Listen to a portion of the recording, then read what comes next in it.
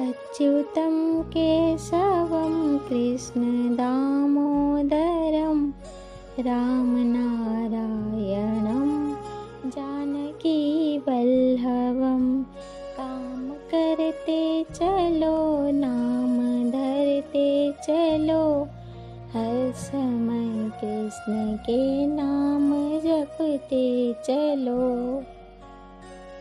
जय जगन्नाथ सांगने मु आपण मानकर ओडिशा माटीर झील रूपा मु आज पुणी थरे नहीं आसी आपण ईश्वरंकर आउ एक प्रश्न।